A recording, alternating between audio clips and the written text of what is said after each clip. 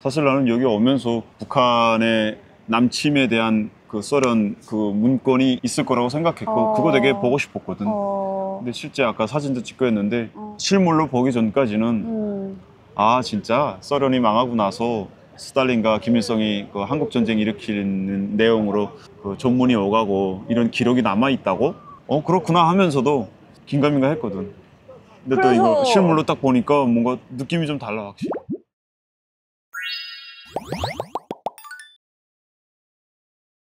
아니 나는 북한에 있을 때도 전쟁기념관을 필수로 가야 되는 장소잖아.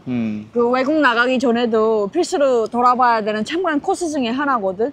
그때 갔을 때는 보면은 딱 들어가자마자 입구에 김일성이 밀랍 인형으로 이렇게 전시되어 있어. 굉장히 크게. 약간 계속 사진으로만 보다가 약간 3D의 그 김일성 모형을 보니까 살짝 좀 뭐랄까 뭐지? 낯설기도 하고 그랬었는데 그런 게 있거든. 그래서 들어가는 첫 순간부터 그냥 김일성에 대한 자료들이 막 그런데 뭐 한국이니까 당연히 그럴 일은 없겠지만 새삼 그걸 느꼈던 거지. 들어가면서 아 역시 여기는 딱 들어가자마자 자기 목숨을 바친 수많은 사람들을 기리기 위한 공간들과 뭐 아까 곰색대도 있었고. 그치. 기본적으로 6.25 그러니까 한국 전쟁에 대한 이야기를 하는 공간이긴 한데 그 전에 이제 선사시대 때부터 고대 때부터 해서 우리나라에 수도 없이 많았던 전쟁들에 대해서도 쭉 나열해 준 게 되게 좀 더 인상이 깊었다고 해야 되나? 그것도 좀 그래서 그냥 새롭긴 전쟁기념관이구나. 왜 한국 전쟁기념관이 아니라 그냥 전쟁기념관일까 했는데 진짜 그러네. 모든 전쟁을 아우르는 공간 보여주는 그런 공간이구나라는 생각이 들었지. 우리 한반도에서 있었던 그 전쟁을 다 담고 있는 그리고 가장 가까운 전쟁이 한국 전쟁이니까 이제 그걸 좀 더 비중 있게 다루긴 했지만 그런 생각은 듭니다. 삼국시대 때는 이제 신라가 고구려를 공격하기도 하고 고구려가 신라를 공격하기도 하고 백제를 공격하기도 하고 그래도 어쨌든 다 각기 다른 나라였잖아. 그렇긴 한데 같은 민족, 같은 나라였던 곳에서 전쟁이 일어난 거는 한국 전쟁이 유일하지 않을까 라는 생각이 좀 들었던 것 같아. 그런 이야기도 많잖아. 엊그제까지 38선을 넘나들면서 왕래를 하다가 어느 순간 갑자기 붕괴선이 생기면서 아예 생이별을 했다 가족이. 그런 가슴 아픈 사연도 있고 그런 건 정말 한국 전쟁이 유일하지 않을까 싶긴 하네. 뭐 그러니까. 전반적인 소감은 어땠어? 그 누구나 아무 때나 와서 볼 수 있다는 게 가장 신기했다고 해야 되나? 좀 모두에게 아무 때나 오픈되어 있어서 뭐 하루 종일 돌아봐도 누가 뭐라 할 것 같지도 않고 그게 좀 신기하긴 하다. 이게 정말 주기적으로 와줘야 되는 공간이구나. 그런 곳이구나라는 생각이 들었던 것 같아. 북한이랑 확실히 다르다고 봤던 게 북한의 조국해방전쟁 승리기념관 가봤을 때는 의도적으로 미국과 뭐 남조선과 일본 이런 적대국이지 북한의 적대국에 대한 적개심과 증오를 이렇게 끌어올리는 장치들이 되게 많았거든. 또 하나의 계급 교양 차원에서. 구호도 되게 많고 뭐 미국 놈 뭐 어떻게 하자 뭐 쓸어버리자 이런 것도 있고 그리고 이제 예술적으로 형상한 것들이 많잖아. 여기도 있고 이제 북한 기념관에도 있는데 보면은 되게 막 표정들이 선전에 특화된 어떤 그림체들 뭐 그런 것들이 있었는데 여기는 와보니까 되게 그냥 사실을 최대한 그대로 전시했다는 느낌을 좀 받긴 했어. 거기는 선전의 공간인데 여기는 사실을 기록하는 공간이다라는 게 확실히 좀 와닿긴 하더라.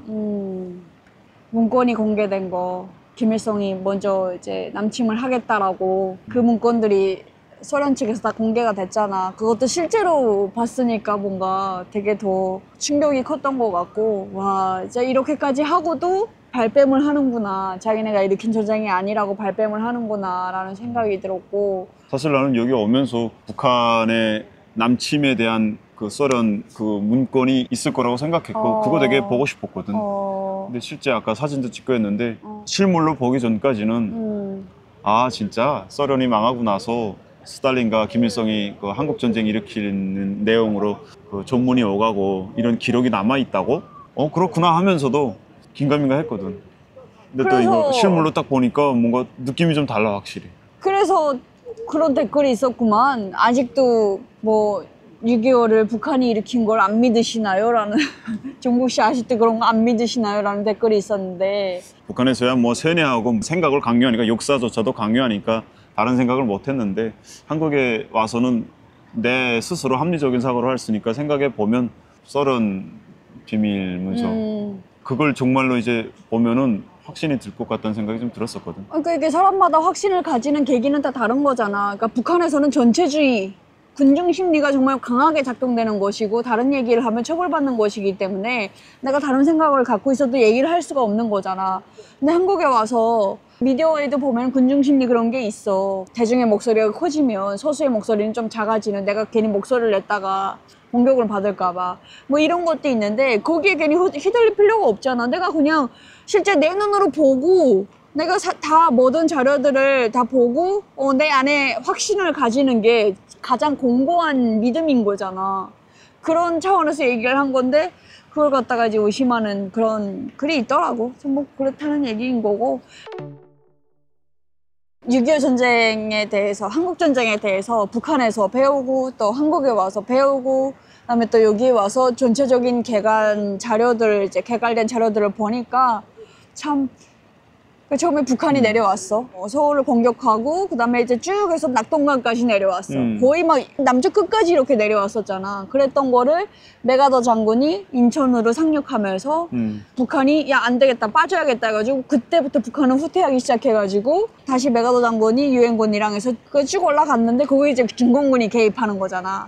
개입을 안 했으면 분단될 일은 없지 않았을까? 그때 그렇게 전쟁이 끝나버렸으면? 아니 왜냐면 북한에서 배웠을 때 그 미국과 소련이 이제 일제가 패망하고 난 다음에 이 한반도를 어떻게 할 거냐, 북한에서 배운 내용은 그래. 미국이 38선을 긋고 여기는 우리가 있을 테니 소련 너넨 여기 북쪽에 있어라. 그때 스탈린이 침묵했다라는 거야. 아, 반대를 안 했다? 스탈린이? 됐다라는 거야. 그래서 그때 북한에서 그걸 들으면서 스탈린에 대한 반감이 들었었어. 그렇지, 고깝지. 되게 좋은 사람인 줄 알았는데, 그러니까 북한 기준에서는 이제 같은 동맹이니까 맞아. 좋은 사람인 줄 알았는데 되게 나쁜 면이 있었네? 한 나라를 완전히 분단시켜버렸네? 이런 생각을 했었거든. 그것도 한국에 와서 보면은 또 다른 측면이 되게 많지. 우리가 잘못 배운 것들도 되게 많기 때문에 저 중공군만 개입 안 했어도 그런 생각이 들었어. 그때 북한에서 그 몽환영이라는 드라마를 방영이 돼. 그치. 여기 그 우효강, 우블리 그 한국 예능에도 나왔던 그 배우가 주인공으로 나온 드라마야. 와, 또 그렇게 되는 거야? 마오쩌둥의 아들. 아, 신기하네. 근데 아무튼 거기서 보면은 뭐 북한에 와가지고 이제 죽기 직전까지 그러니까 북한에서 죽은 거잖아, 한마디로. 근데 그 영화도 그렇고 이제 6.25 때쯤 되면은 북한에서 중국 지원군에 관련된 영화들이 조금씩 나오잖아. 근데 보면은 북한이 자체적으로 편집해서 방영하는지는 모르겠는데 중국이 전면에 나서는 역할은 거의 없고, 보면 어디 지방의 어느 쪽에 이제 그 사령부를 두고 뭐 거기서 뭐 북한군의 어떤 지휘 아래 조금 도움 주다가 가는 뭐 약간 그런 역할로만 등장을 한단 말이야. 그래서 나는 그걸 보면서 아니 뭐 큰 역할도 못할 걸 왜 와가지고 그러지? 이런 생각을 했었어, 그때는. 그러니까 예전에도 이런 생각은 있었지만 오늘 이렇게 전체적인 자료를 역사적으로 이렇게 시간별로 쭉 보면서 보니까 김일성이가 1차적으로 나쁘고 스탈린도 매우 나빴고, 그 전쟁을 그렇게 허락을 해준다는 게 그 피해자가 결국은 우리들인 거잖아. 북한이 그렇게 전쟁하도록 냅둬가지고 되도 않는 그 사회주의 한다고 그래서 결국에는 북한이 저렇게 혼자 독재하도록 냅둬서 독재를 피해서 온 피해자야, 우리가. 그 결과물이야, 결국엔.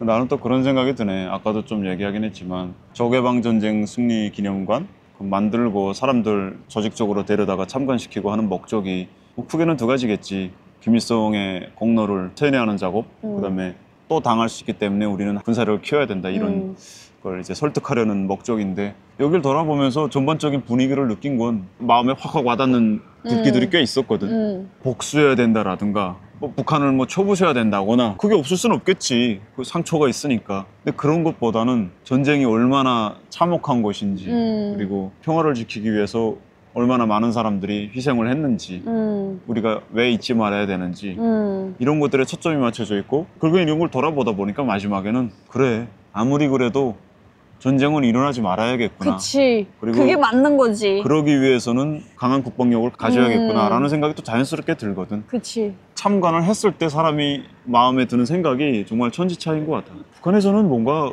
복수해야 된다. 약간 막. 허전적인 마음이 들거든. 우리가 절대 제국주의자들의 그 번성을 잊지 말아야 된다. 복수해야 된다. 막 사람을 막 그렇게 만들어버려. 아예 허전적으로. 맞아. 진짜 너무 공감되는 부분인 것 같아. 우리가 평화를 위해서 전쟁을 결코 잊어서는 안 되겠구나. 결과적으로 우리가 평화를 위해서 잊지 말아야 되는 그게 전쟁이구나. 이런 건데.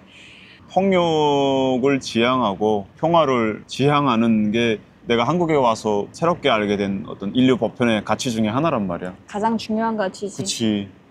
인류 역사는 그런 쪽으로 발전해 왔고 그런 소중한 가치를 북한에서는 단 한 번도 한순간도 떠올려 본 적이 없으니까 뭐 당했으면 갚아야지 그게 인지상정이지 정도로만 그쳤었는데 많은 생각이 들고 짧은 시간 뭐 너무 수박 겉핥기식으로 돌아본 것 같아서 마지막에 국군 포로 관련해서 그 북한에서 봤던 영화에도 북한군 포로에 대해서 얼마나 잔인하게 묘사해. 그러니까 저기 거제도 수용소에 북한군이 포로됐는데 새 부치 같은 거 달궈가지고 인장을 사람 몸에다 새겨놓고 막 엄청나게 고문하고 막 그랬다는 식으로 막 묘사를 했잖아. 그래서 진짜 엄청 공포심을 갖게끔 그렇게. 근데 전혀 사실과 다르잖아. 결국에는 다 북한군 포로가 다 이제 송환이 됐고 반대로 국군 포로를 송환을 해야 되는데 안 하고 국군 포로는 단 한 명도 없다 라는 말도 안 되는 이야기를 하고 생전이 확인 안 된 국군이 82,000명? 야. 그게 너무 화가 나더라고. 그러니까 북한이 저렇게 막 닫아놓고 사람들을 밖에도 안 내보내고 외부 정보도 절대 유입시키지 않고 저렇게 하는 이유가 자기네 자체가 너무 거짓말을 많이 하기 때문에 저런 것 같아. 당당하면 가둘 필요가 없지. 그래. 아무튼 오늘 너무 뜻깊은 시간이었던 것 같습니다. 앞으로 아마 더 구체적으로 돌아볼 수 있도록 시간적 여유를 갖고 한번 와야 될 것 같아요. 주기적으로 와서 조금씩 더 깊이 있게 알아가야 되지 않을까 그런 생각이 듭니다. 영상 봐주셔서 감사합니다. 감사합니다.